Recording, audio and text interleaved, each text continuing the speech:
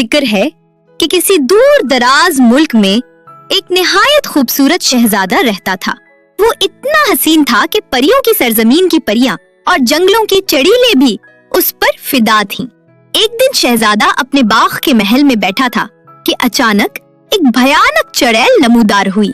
उसने शहजादे से कहा, मैं तुमसे शादी करना चाहती हूँ। शहजादे ने नापसंदीदगी से जवाब दिया, मैं तुम जैसी जालिम और मक्कार चुड़ैल से शादी नहीं कर सकता। तुम मासूम लोगों पर जुल्म करती हो, लड़कियों को कैद करके अपना गुलाम बनाती हो। मैं जानता हूँ तुम ही वो काली डाइन हो। ये सुनकर काली डाइन को शदीद गुस्सा आया।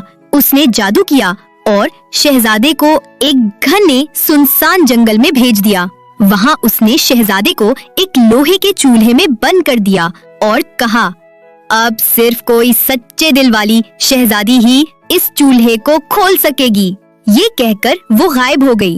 वक्त गुजरता गया, कई मौसम बीत गए, लेकिन कोई शहजादे को आजाद ना करा सका।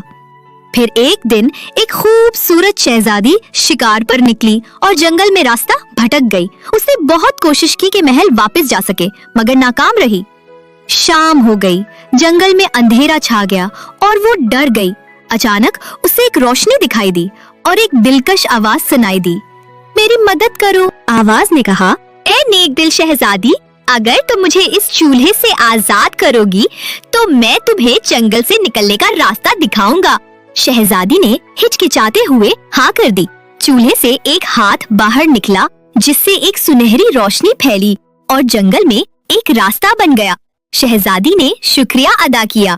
शहजादे ने कहा, 3 दिन बाद इस जंगल में वापस आना और एक लोहे की छुरी से चूल्हे को काटना, तभी मैं आजाद हो सकूंगा और फिर मैं तुमसे शादी करके तुम्हें अपने मुल्क ले जाऊंगा। शहजादी ने वादा किया और सुनहरी रोशनी के रास्ते से महल वापस पहुंची। उसने बादशाह को सारी बात बताई। बादशाह को अपनी बेटी की हिफाजत की फिक्र हुई, इसलिए उसने शहजादी की जगह एक लोहार की खूबसूरत बेटी को भेजा।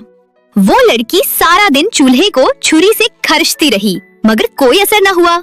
शहजादी ने पूछा, क्या तुम वही शहजादी हो? लड़की ने कहा, नहीं, मैं लोहार की बेटी हूँ।